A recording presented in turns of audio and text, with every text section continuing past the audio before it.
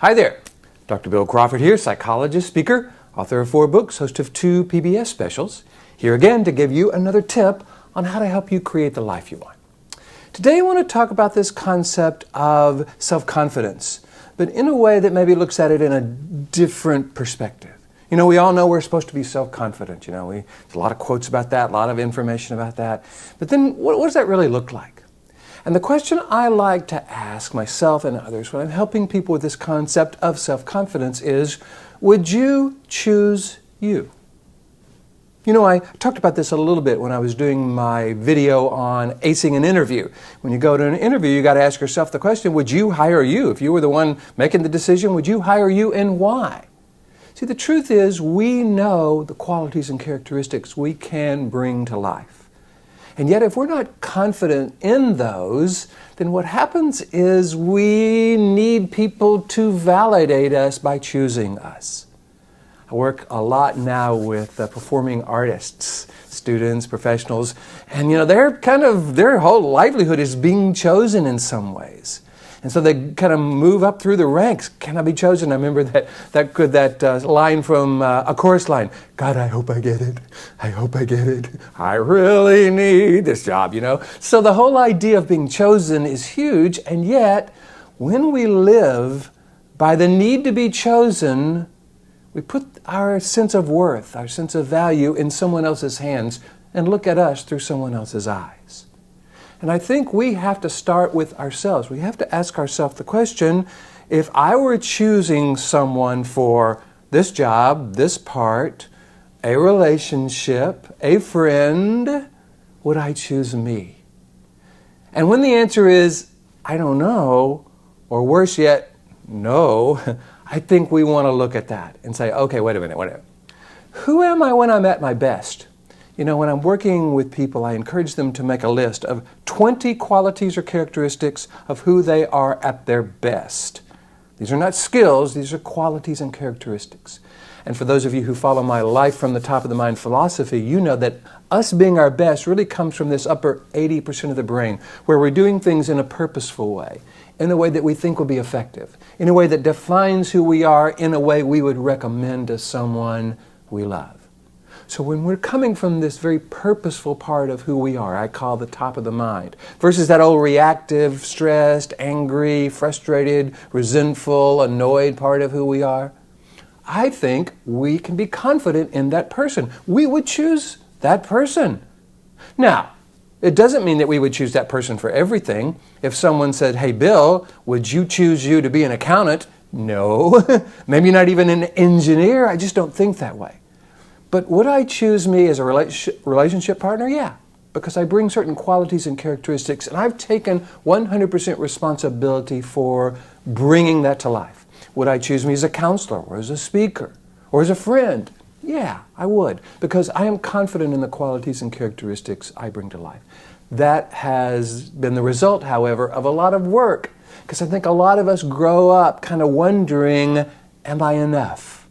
Because the message we get when we're growing up is, you're not enough, and therefore you better become enough or no one will ever choose you. And what we get from that is, I'm not enough until I please someone else, until I do something that other people value. So my value comes not in who I am, but in what I do for others and how they approve of that.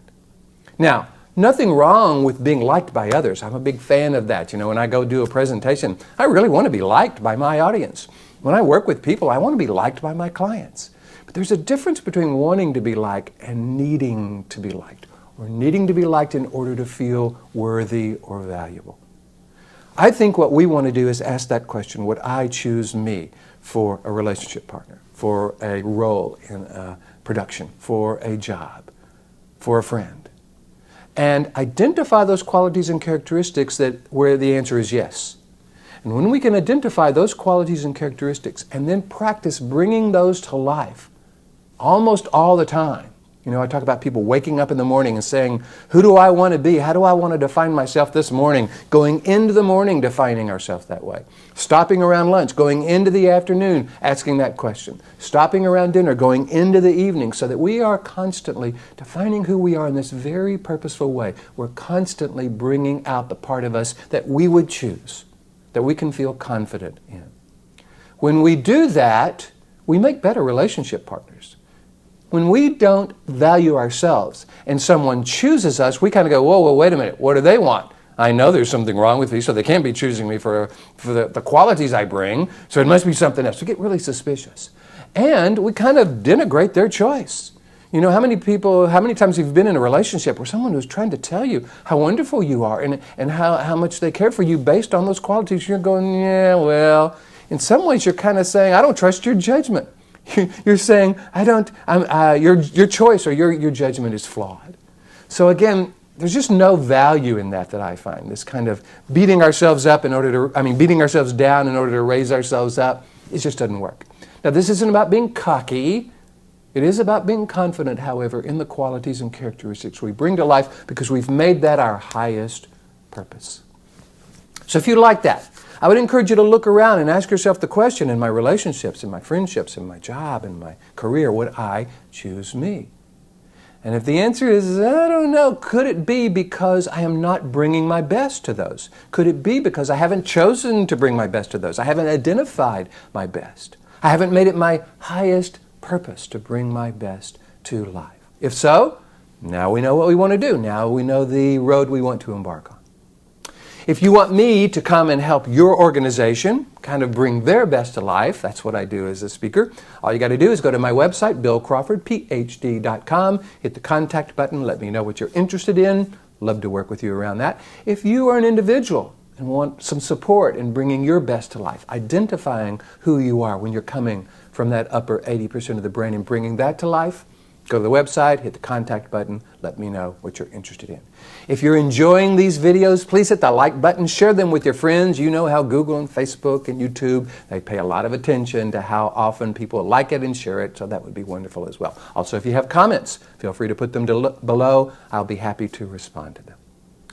In the meantime, here's to you, bringing more clarity about who you really are, confidence in bringing that to life, and creativity to your process of self-development, more clarity, confidence, and creativity to everything you do, and I look forward to seeing you in the next video.